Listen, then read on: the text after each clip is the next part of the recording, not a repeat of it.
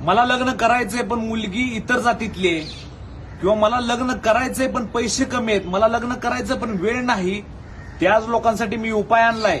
आपल्या पुण्यातल्या आळंदीमध्ये एका दिवसामध्ये आणि 7,000मध्ये तुमचं लग्न होणार आहे मित्रांनो.